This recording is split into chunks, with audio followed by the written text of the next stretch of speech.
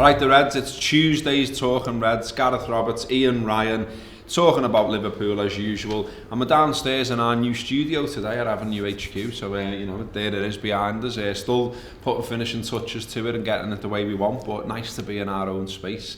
And nice to progress from some of the absolute shitholes where we've recorded podcasts in the past. Anyway, okay, so the big one I think to talk about first is that it looks like, based on what is coming out of Liverpool and the people who are writing about it, that Karius is going to stay in goal. This obviously, a couple of things really. It seems to me pretty much the end of Simon Mignolet, I have to say, because if you've had the policy that Klopp's had all season of giving one or the other games in different competitions to all of a sudden change what was pretty much a set in stone rule, when everyone was criticising that as well, lots of people said, you know, including Karius himself, including Mignolet as well, that they didn't like it, that they wanted the run in the team. Lots of fans said the same, lots of pundits said the same, and we know that Klopp doesn't care about any of that. And yet now he's like, well, we might be doing something different here, and you know, as I say, that appears to be leaving Karius in. So that doesn't leave much of a chink of life for Mignolet now, does it? It doesn't, but I think you touched on it there. It's the absolutely right thing to do in terms of not swapping those goalkeepers around. It just can't help anyone, can it? If you're constantly changing the keeper, then you're going to kind of lack that consistency. And I think in terms of a goalkeeper and the centre halves and the defensive unit, there needs to be an understanding. And if you keep swapping and changing and chopping, you're never going to get that. But actually also, I think it's time to say to Karius now, right, you've got till the end of the season to almost either kind of, you know, fly or fall, I suppose. I think he deserves that. I think we've seen 5 years of Mignolet, and he's not going to get any better. For me, I don't think he's ever been good enough, if truth be told. I think there's been obviously some decent performances in there, and we touched on a little bit on the free show yesterday, which is worth a listen. And I think at times he's done okay, but okay is not good enough. Yeah. And I think, is Karius, you know, going to be good enough? Maybe not, but I think we have to try and find out. For me, I'd still look to do the business in the summer in terms of trying to bring a goalkeeper in. I think it has to be still a priority for us to look and do that.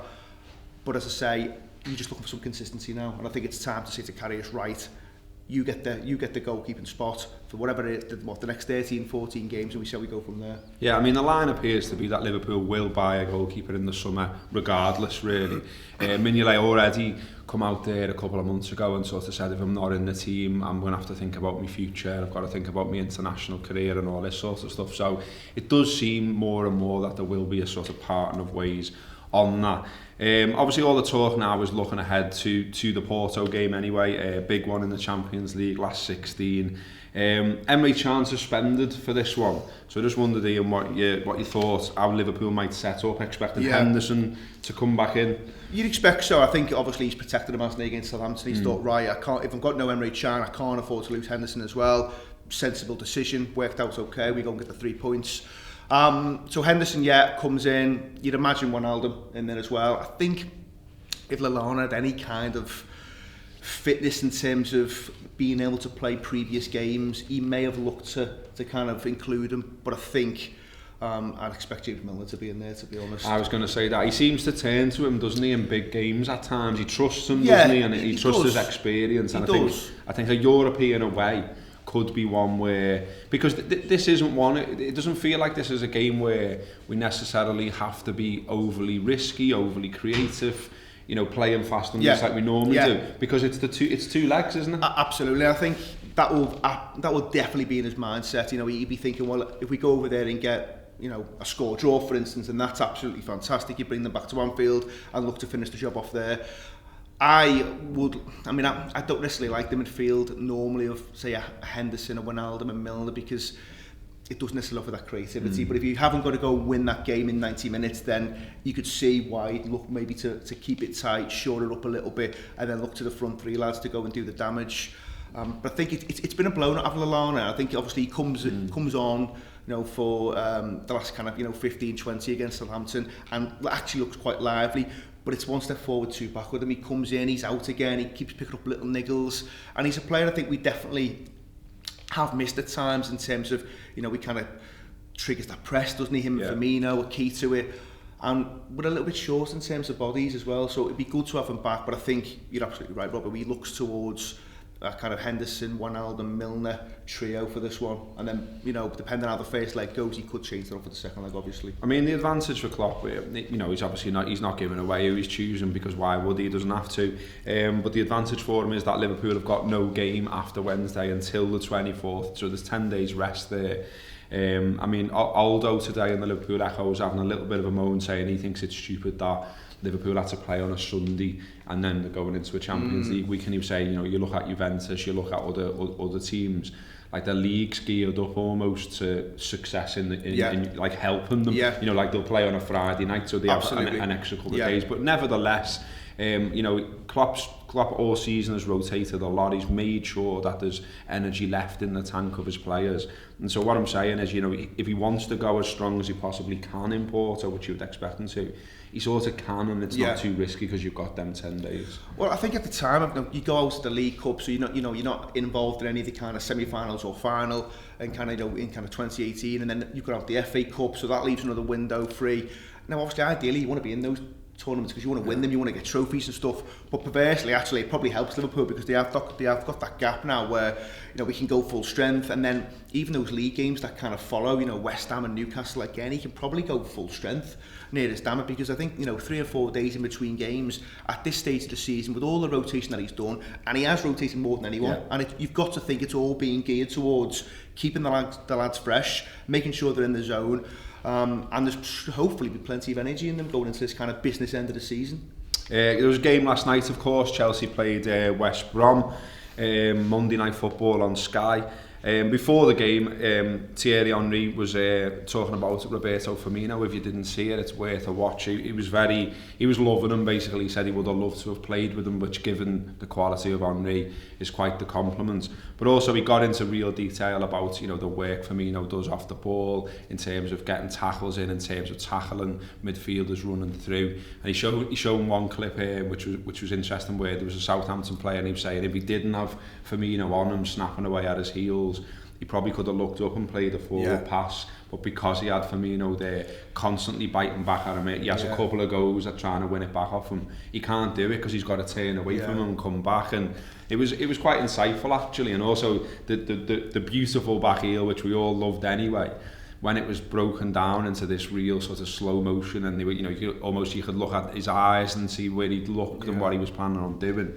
He actually lifts the back heel, doesn't he? You know what? It's just, I mean, you don't even get onto that, do you? When you first, I mean, to be fair, obviously Sky have done a great job there in terms of the analysis of it. I thought it was really good. If Henry saying that's a player I want to play with, then the lad is a player. Absolutely is a player. And I thought the analysis was great. I thought the combination play between Salah and Firmino was it was brilliant. I mean, I said on the show yesterday that it was kind of reminiscent of kind of that kind of mid-early Barcelona team in the 90s, where you had Romario and Stoichkov linking up so well, and they were formidable, and such invention and creativity, and it was very much like that for me in that moment. And as I say, as an opposing defender, you've got no idea what they're going to do, because, as I say, even as fans who watch them every week, I mean, you don't expect them to do that. Oh yeah, back heel there, right into his path. It's so good. Salah doesn't have to take a touch. He can just hit it first time. So yeah, unbelievable. The game itself ended up being pretty routine for Chelsea, which was unfortunate because West Brom started actually quite well and were having a bit of a go and looked quite confident. Sturridge limps off with an injury 3 minutes in. Let me try and grab it quickly. Not done. Here we go. Yeah, Sturridge limped off 3 minutes in. Looked pretty gutted about that, obviously, as you would. The Mail, I've done a little graphic here which says, since his Manchester City debut in 2007, Daniel Sturridge has missed 120 games. Ankle injuries, 106 days out. 23 games missed. Calf injuries, 25 days out, 5 games missed. Groin injuries, 8 days missed. Hamstring, 165. Hip, 212. Knee, 25 days. Thigh, 28 days. Unknown, 51 days. Virus, 26 days. So in total, he's missed 646 days and 120 games. It's not nice, is it? I mean, look, I think we've said it loads and loads of times about Daniel Sturridge, that he's obviously a talented player. Yeah. He looks a level above, certainly a lot of the West Brom players. But if he's not on the pitch, he's no use to them. I mean, 3 minutes in as well. Are you at I mean, I think everyone felt for him last night because, listen, he's not currently playing for us, but you still want to see him do well. I think just a massive shame because his career's just been absolutely blighted by injuries, and there was so much ability there. And I think he's not the same player. I think that's pretty obvious to anyone who's watched him over recent years. There's something just missing. Now, I don't know whether he's always trying to protect his body or there's a confidence thing there, or just purely he's just lost that half a yard and he can no longer operate at that absolute highest level. He's obviously taken this move to try and force his way back into the England squad, picked up an injury so early. You just can't see him getting that kind of last dream tournament, can you? I think it's really done for him. And you know, there was a lot of debate about whether we should have kept hold of him, and I was kind of in the camp of, well, he's another body, albeit one that is very rarely fit for us, but keep him there just in case. But then when you see him pull up, you think, well, actually, you know, would he have been any use in the second half of the season? It's hard to know, but he's always got that kind of injury around the corner, hasn't he? That just keeps kind of reoccurring. And you listed loads of different ones there, but you just feel for him. It's such a shame. The game itself, as I say, Chelsea ended up winning, and that's kept it really tight at the top, or certainly below Manchester City. So it now reads Manchester United second on 56 points, Liverpool third on 54, Chelsea fourth 53, Spurs on 52 in fifth, and then Arsenal way back on 45. They don't have the conversation, are they, boys? No, they're shite.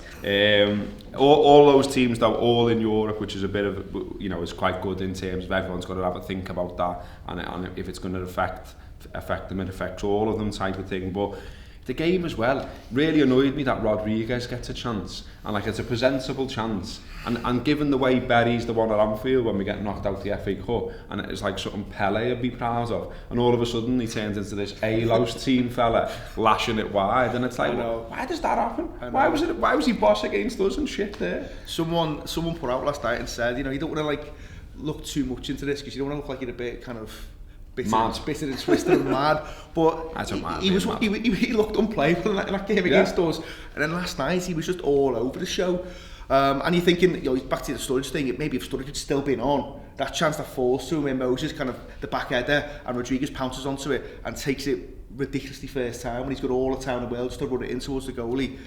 West Brom could have gone ahead there and the game could be totally different, but it's fine lines, isn't it? Yeah, it certainly is. Oh, well, there's 2 shows out today. The review is already out there. Believe it was a cracker. The lads were in behind me this morning recording that.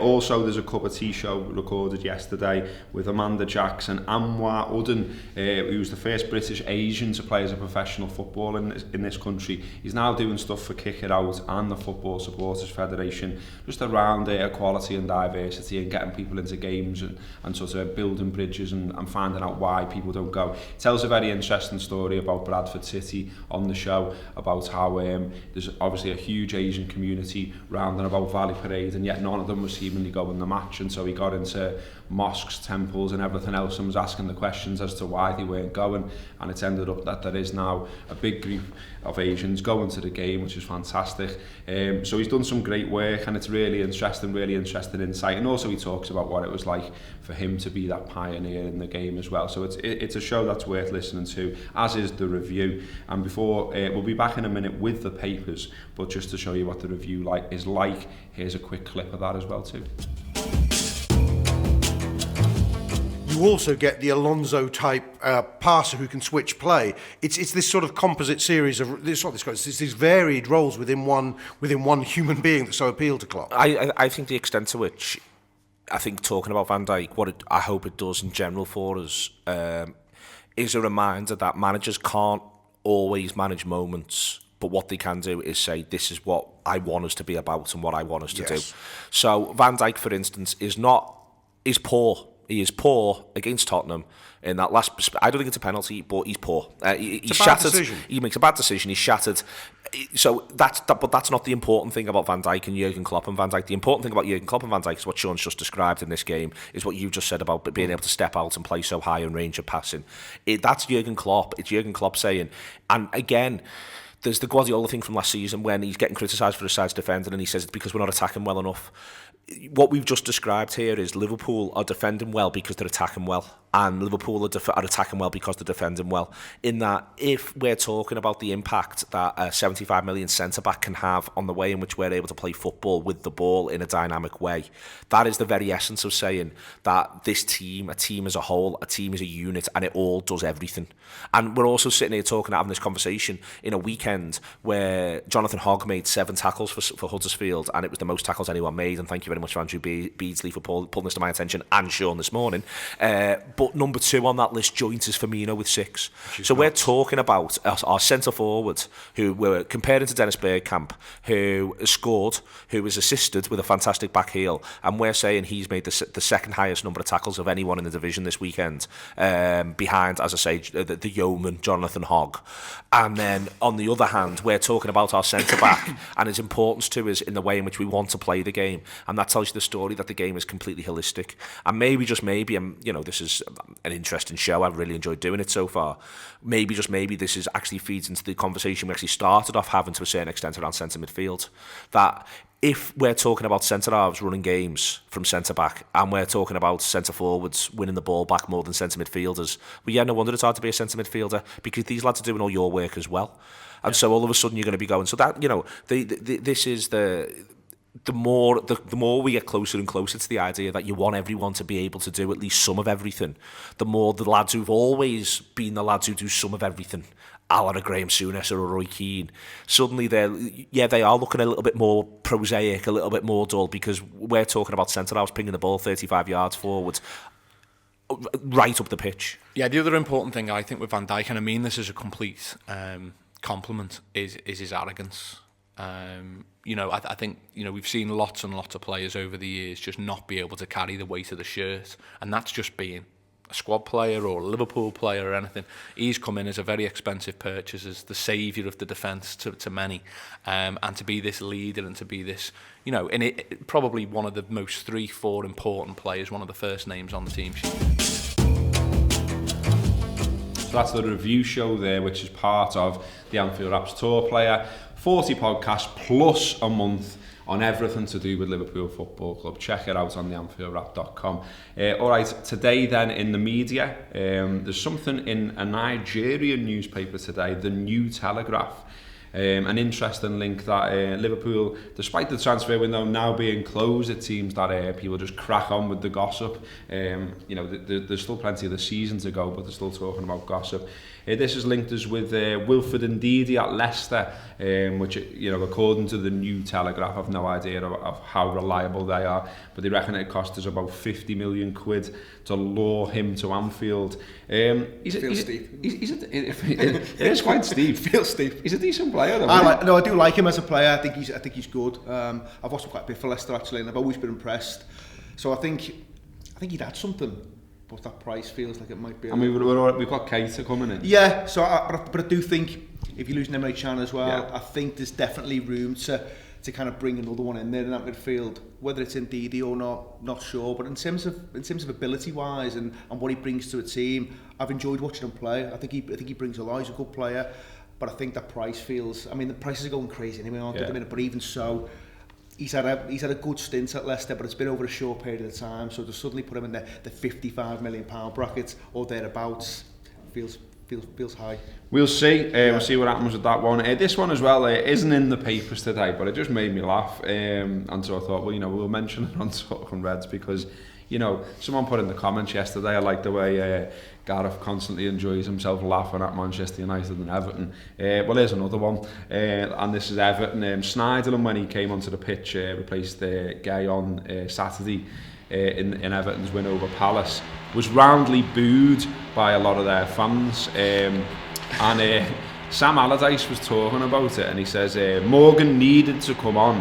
I was surprised to hear it, but I will look into why and see where we go from there. Now, this is the bit that I'm amazed by. He will look into why fans were booing. Like, how does this work? So, like, are they going to get CCTV, see mouths formed into a boo, identify where they live, and Big Sam's just going to knock round, probably at tea time, and just say all right, mate, just wondering why you were booing Sneijderlin there on Saturday, and any scran going? Any gravy? Can I smell gravy?